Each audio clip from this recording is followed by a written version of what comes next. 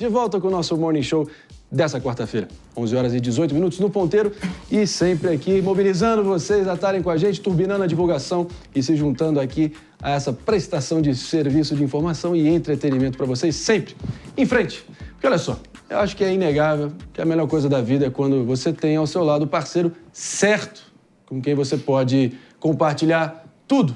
E isso é fundamental olhando adiante. Foi com essa frase que ninguém mais, ninguém menos que Ralf Schumacher, ex-piloto de Fórmula 1, irmão de Michael Schumacher, um clássico ali das corridas que Galvão Bueno e tantos outros narravam, ele assumiu um relacionamento homossexual, isso aos 49 anos.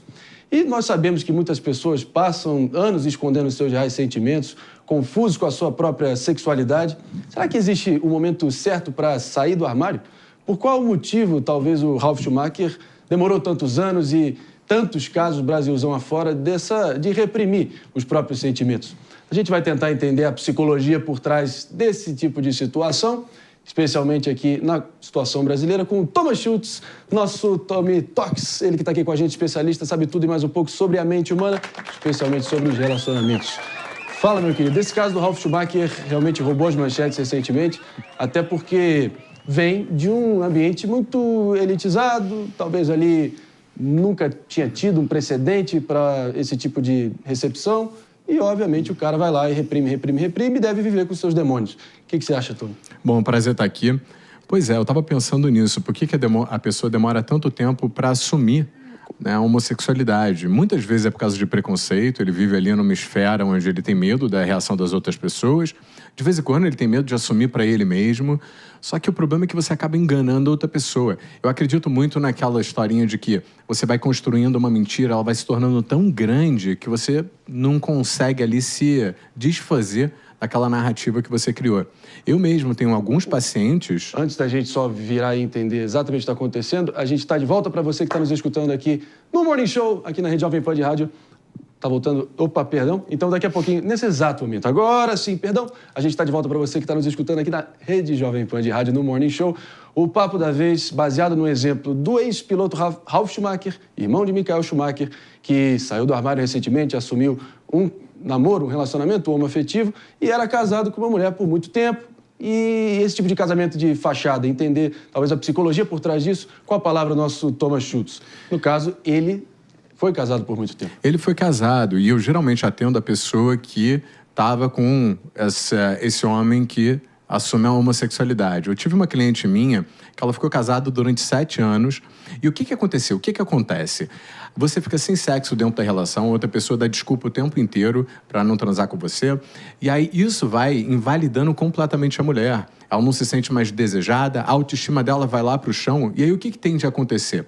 Quando esse cara assume, além dele destruir completamente os sonhos ali, expectativas que ela criou naquela relação, a próxima relação dela vai ser focada no quê?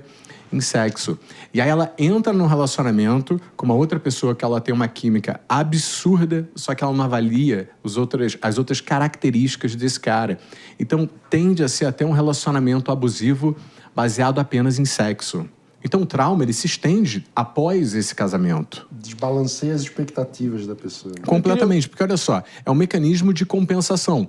Você não tinha sexo na sua relação, você termina, o que você vai buscar? Sexo, freneticamente. É isso, fica com aquela vontade de se provar até certo grau, né? De se provar, você volta a se sentir desejada, você vê que não era nada com você, na verdade, que era outra pessoa, o problema era com ele, e aí você encontra outras pessoas que te desejam, e aí você é seduzida por isso. E cai o quê? Numa espiral de hedonismo e lascívia. Exatamente. E depravação. E aí você fica nessa de buscando sexo, ou então pode ser com uma pessoa, com várias pessoas, porque isso volta a construir a sua autoestima.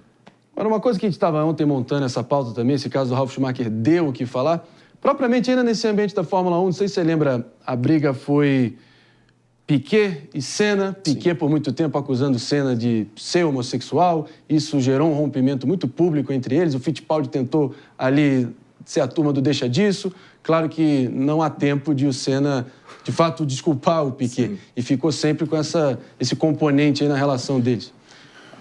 Lembra desse caso, Tom? Eu me lembro. O meu pai é muito amigo do Piquet, então eu sei que ele é um fanfarrão completo. Mas aí ele fala o que vem na cabeça dele, né? Mas, ele gosta de uma joia, sabe? Pois é. Gosta de joia. Mas tem um ponto interessante nessa discussão do Senna com o Piquet, que dá até pra gente colocar a situação do Ralf Schumacher, né? Sim. Que naquela época... Anos 80. Anos 80, chamar uma pessoa 90. de homossexual era xingamento. Sim. Exatamente. Auge do AIDS, né? Auge do AIDS, Ou seja, o pavor da AIDS no ar. naquela época você falar que uma pessoa era gay, você estava xingando a pessoa. Né? Hoje em dia, alguém chamar uma pessoa de gay está completamente fora de esquadro. Né? E isso retrata também o momento das pessoas terem medo de se assumir. Aí é o ponto que o Thomas colocou do preconceito. Né? Poxa, eu estou num ambiente machista, a Fórmula 1, eu estou num ambiente em que eu tenho que mostrar que sou... que eu tenho testosterona, né, no sentido de sou homem, adrenalina, no sentido tradicional, não é? Então eu não posso me assumir como se isso fosse reduzir você como ser humano. Você sabe por que isso acontece muito também, além do preconceito? É porque a gente tende a caracterizar certas qualidades ou características ao gênero masculino. Por exemplo, o cara é piloto de Fórmula 1. Quais são as características de um piloto de Fórmula 1? Liderança. Proatividade, atitude. A partir do momento que a gente caracteriza ele, por exemplo, como homossexual, é como se ele perdesse essas características que são vinculadas ao gênero masculino. O que não é verdade, né? Essa é uma vinculação que as pessoas criaram. Pois é. A gente, principalmente na Europa, a gente vê ascendendo a posições de poder em autoridades, né, que são abertamente gays, o próprio presidente de Luxemburgo, se não me engano. O governador Eduardo Leite aqui. O governador Eduardo Leite aqui, o primeiro-ministro da França, que pediu o boné agora, inclusive. Enfim, mas querem comentar? Não, eu especialmente queria voltado para a situação do Brasil e o interior do Brasil. A gente vê também o padre que se compromete ali ao celibato. Quantidade de padre, Palumbo, que eu tô vendo aí, pular cerca aí. Não, tá meio estranho isso daí. É verdade. Acho que foi ano passado que teve um caso que parou as redes sociais quando veio a público uma noiva, ou seja, a mulher que tinha casado já, né? E que estava denunciando o fato de que o padre que celebrou o casamento dela com o marido estava tendo um caso com o marido dela. Nossa, esse eu perdi. Ainda bem. Foi ano passado. Só complementando a informação. Eu tive um caso, isso foi um círculo social, tá? Que ela casou com esse rapaz, 3 meses depois, ela pegou o celular dele para colocar o despertador à noite, ela não era ciumenta, nada disso, ela jamais iria desconfiar, e viu nudes dele para outro homem. E aí ela acordou, conversou com ele, ele assumiu. E aí depois de um tempo ela foi falar com essa sogra dela, ou ex-sogra. E aí a ex-sogra virou para ela e falou assim, você não sabia? Sim. Thomas, deixa eu te fazer uma pergunta. Quando te procura no seu consultório... Pode assumir, pode seguir. Vem, Se tem uma coisa que eu não sou, é homofóbico, cara. Cada um faz o que quer da vida, desde que tenha mais de 18 anos, não tem problema nenhum. Pagar a medalha. Agora, quando você atende uma pessoa que foi uma mulher, cujo o homem traiu com outro homem, é pior pra ela do que se fosse com uma mulher? É pior, você sabe por quê? Porque além da traição, ela sente que ela foi enganada ao longo do casamento inteiro. Porque ela não deixou de ser enganada, na verdade. Ela estava com uma pessoa que, teoricamente, já sabia que era homossexual, mas estava, na verdade, enganando ela para criar ali um grande castelo de areia. Ou não sabia, Tom. Vale a pena mencionar o caso de Fernanda Gentil, né, comentarista esportiva do Sport TV, Fernanda Souza, ex-mulher do Thiaguinho, cantor também, que hoje em dia está casada com uma mulher. Enfim, são casos também que e quando o caso vão nessa direção. De bissexualidade? Porque também existe a O bissexualidade. próprio Rodrigo Simas, o ator, recentemente foi corajoso e botou a cara. Então, eventualmente, a pessoa podia estar casada com uma pessoa do outro gênero e aí depois se separa, tem outro relacionamento. Isso não necessariamente invalida ou transforma numa farsa a relação anterior, né? Também tem Concordo esse plenamente com você. Nesse caso, não. É porque o Palumbo estava falando, né, de traição ainda por cima com uma pessoa do mesmo gênero do que você. Do que a outra pessoa. Mas no seu caso, não. Eu acho que não. Aí a pessoa está assumindo a bissexualidade ali. Ela teve um relacionamento genuíno com você. Não é o meu caso, não. Tommy, eu não quero te colocar aqui numa saia justa, mas você é adepto da tese que a homossexualidade é uma predisposição genética ou é um comportamento aprendido? Porque tem amigos assim, tipo, tem um conhecido amigo meu do Rio que ele já era um bebê gay. Sabe, já nitidamente afeminado nos anos mais elementares. Chamada criança viada. O que você acha? Eu acho... Tem duas... Criança viada. Viada? É o que dizem. Vai ganhar medalhinha também. Vai ganhar medalhinha desse jeito aí. Mas eu acho que a gente tem que tomar muito cuidado com a palavra afeminado, por exemplo. De vez em quando as pessoas falam, nossa, Thomas, você tem um jeito meio feminino de falar. Tenho, porque a gente tem características masculinas e femininas. A união dessas características solidifica muito mais quem a gente é. Respondendo a sua pergunta, sinceramente eu não sei se vem de uma carga genética ou não. Mas aí eu fiquei pensando, e gêmeos? Porque eu nunca conheci gêmeos, por exemplo, que um é homossexual e o outro é hétero. Mas eu não tenho conhecimento para falar sobre isso, eu não sei, de fato. Você é irmão gêmeo, né? Eu sou irmão gêmeo, eu espero que ele não assuma, porque senão eu vou ter que assumir. Vai quebrar a escrita aí, ó, vai quebrar a escrita. Certamente a pessoa nasce assim, né, o Marinho? Claro. É óbvio. Se ela pudesse escolher, ela escolheria ser o que a sociedade mais quer que ela seja, né? É por causa do preconceito. Claro, porque você ser algo que... Se você escolher ser aquilo que você não é e o que a sociedade não espera de você, é muito mais difícil. Então, eu tendo a achar que isso aí... eu tenho certeza que isso aí é uma predisposição. Mas eu acho que o desejo humano é muito mais misterioso, assim. Acho que não tem uma resposta mágica, porque tem pessoas que, às vezes, mudam de gosto. Tem pessoas que, sei lá, tem uma fase da vida que gostam de morenas, outra fase gostam de tem uma questão loiro. de tomar cuidado, mano, que é a questão do uso... Não, isso leva a questão que até que as pessoas LGBT colocam em pauta, é usar o termo opção sexual, né? Se você pode escolher... As pessoas não escolheriam ser homossexual no mundo odioso e preconceituoso. Será que isso é uma opinião? Eu não disse que é o termo opção sexual é um termo errado e equivocado. É por isso que eles mudaram. Hoje em dia é orientação sexual. Orientação sexual. Mas veja, o fato do desejo ser mais complexo e misterioso não quer dizer que seja uma escolha. Quer dizer que muitas vezes a pessoa não entende o próprio desejo. Não é uma escolha. Mas a gente também foi condicionado a ter essa visão de heterossexualidade. Por exemplo, eu vejo essas gerações mais jovens, eles têm uma fluidez enorme nisso, em que eu conheço garotos que ficam com outros garotos, mas ficam com outras garotas, e ele sente desejo pelas pessoas. Tem até esses termos novos aí, que sente desejo até pela árvore. Não tem um negócio desse? Qual é o nome dessa brincadeira? Ecossexual. Ecossexual. O Sérgio Maroni é o grande... O que não falta é árvore, né? O que não falta é árvore.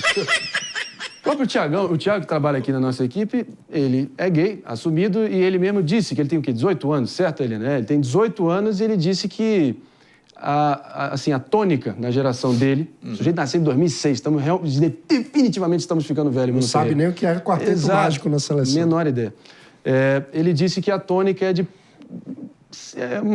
uma caretice reversa, por assim dizer, de um patrulhamento, de tentar ter uma visão meio que unânime, homogênea sobre sabe, esse tipo de comportamento, entendeu? Quem ousar ser um pouquinho, quebrar um pouco desse dogma ou desse entendimento, já é um fascista irremediável que merece o quinto dos infernos, entendeu?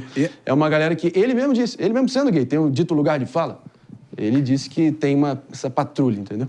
Será que vai ser careta ser heterossexual no futuro? A gente vai ter que ser mais fluido em relação a... Eu fico pensando nisso. Eu acho que é o que está caminhando, na verdade. Eu tenho a impressão que o mundo vai evoluir de uma tal forma que a gente não vai mais ter que noticiar que o Ralf Schumacher assumiu... Exatamente. Pode ser. As coisas vão ser naturalmente colocadas, na minha opinião. Isso não vai ser mais uma questão, né? Eu rezo por isso. Um editorial espetacular que eu até recomendo vocês verem, do Bill Maher, um comediante democrata da esquerda americana, onde ele, no programa dele da HBO, ele disse, fazendo ali uma projeção, pesquisa recente, disse que a geração Z, ou seja, eu tenho que ver exatamente qual é o primeiro ano da geração Z. Se você puder checar, mano, eu te agradeço.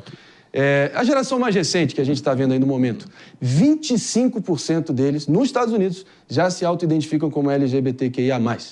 E se, de acordo com ele, se essa projeção continuar da forma, no raio que está acontecendo, na proporção que está acontecendo, todo mundo será gay em 2054. Você acredita? Eu acredito porque eu vejo isso, né? Não, mas tem... 2054 não sei a data exata, obviamente. Não, mas... Se seguir a projeção que ele faz, seria isso. Mas claro que foi uma piada, porque tem, enfim, toda a projeção e ninguém sabe o que vai acontecer no meio do caminho. Sim. Acho que tem crenças também, tem muito preconceito aí pra gente lidar também. Mas eu acho que é interessante isso, porque eu sempre achei que você nascia, né, tendo ali um desejo por aquela pessoa, independente do gênero, que não fosse possível você sentir por dois gêneros ou mais gêneros, né, diferentes. O que essa nova geração está trazendo é que o desejo, né, ou então a atração, ela não está caracterizada ou vinculada a um único gênero. Sim. sem dúvida alguma. Mas é bem possível, tem pessoas que se identificam assim. É o que? O poliamor? Procede? Algo assim? Eu não sei se é poliamor o nome, mas tem um nome que você se atrai por todos, assim, né? Não tem um gênero específico. Tá. Agora, Palumbo, você que é um cara mais conservador, por assim dizer. É claro que a gente... Eu sinto isso de você. Tem um coração puro, bom, e você trata qualquer um bem. E eu acho que, em grande parte do nosso Brasil, dos rincões aí do Brasil, dos 2 Brasis que a gente falou, pode talvez ter uma tolerância um pouco diferente em relação a esse tipo de movimento. Mas eu acho que as pessoas se surpreenderiam como, talvez também nas áreas mais conservadoras, isso pode estar sendo cada vez mais respeitado como um fato da vida. Não, com certeza. Eu acho que o respeito tem que estar acima de tudo. As pessoas são livres para fazer o que elas quiserem da vida dela e ninguém tem nada a ver com isso. A pessoa ela é gay, se não é, se é heterossexual, se não é. Agora, talvez o Mano possa explicar melhor, porque o Mano é nordestino, né? Mas eu acredito que lá, sim, tem um preconceito muito maior, né, Mano?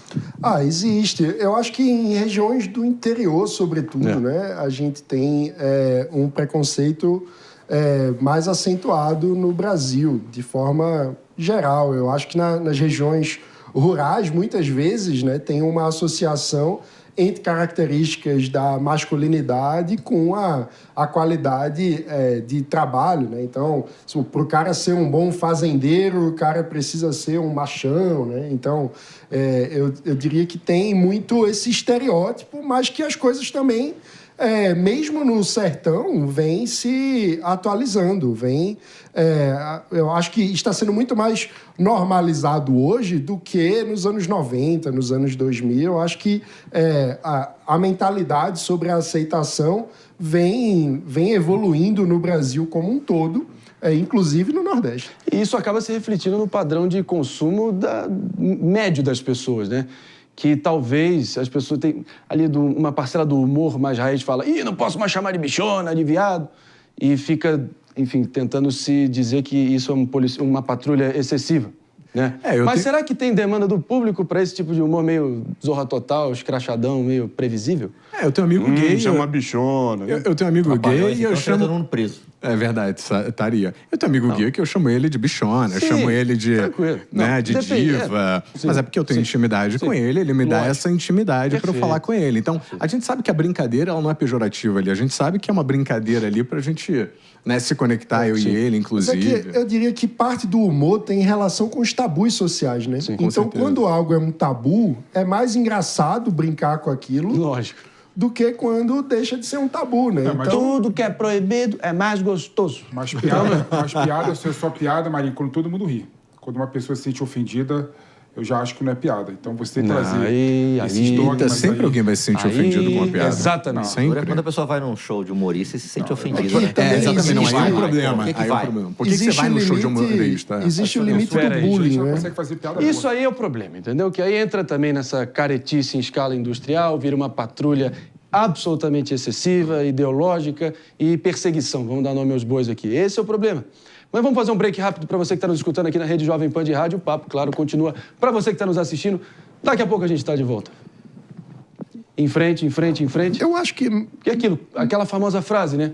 Quando se ofender começou a dar poder às pessoas, as pessoas começaram a se ofender mais facilmente, meu caro Palumbo. Essa usina da usina... O poder revela as pessoas, né?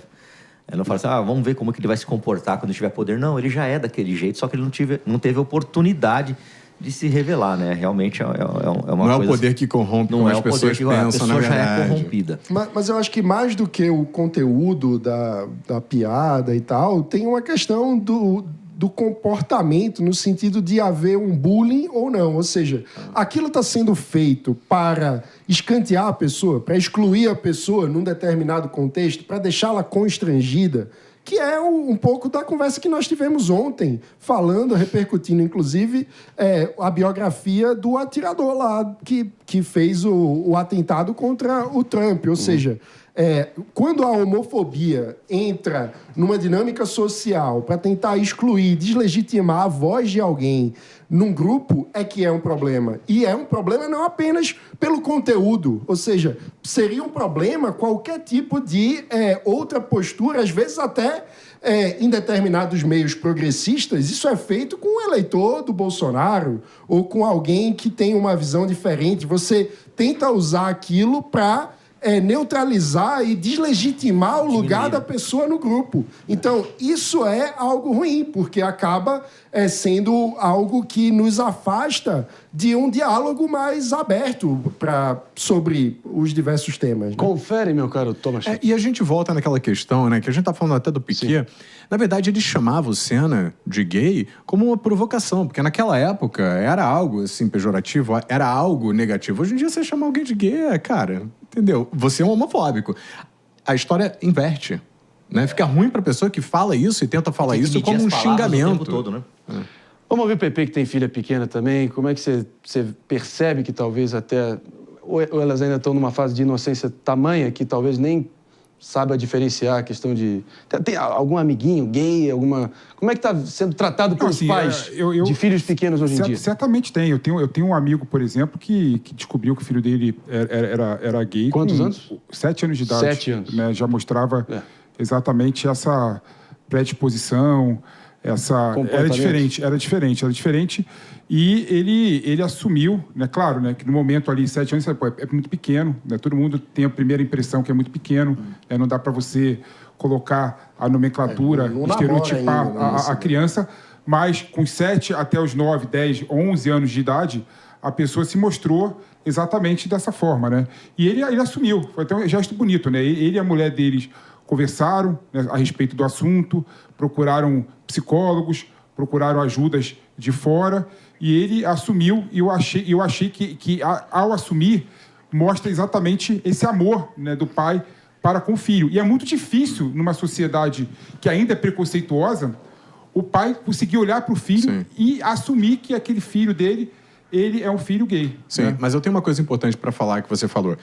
Com 7, 11 anos de idade, e eu tendo até para a visão do Palumbo, que você não sabe se a pessoa é gay ou se não é, se a criança é gay ou não, porque existe uma hipersexualização com essa idade, onde meninas tendem ali a brincar com outras meninas, eu tô falando brincar eroticamente mesmo, e meninos tendem a brincar com meninos. Isso não caracteriza como uma tendência à homossexualidade, tá? Eu acho que é por isso que a gente tem que ter um pouco mais de cautela para a gente já colocar essa característica... Muito mais um processo de descoberta do próprio corpo. Exatamente, de prazer, inclusive. Eu concordo com você, Thomas. Claro que assim, não dá para você colocar a nomenclatura de gay numa criança de 7 anos de idade. Né? Ela tá aprendendo a sexualidade naquele momento, naquela idade. Né? Tá aprendendo... A puberdade bate o quê? 13, 14? Hoje em dia, eu acho que mais cedo ainda, né? 11 anos de idade.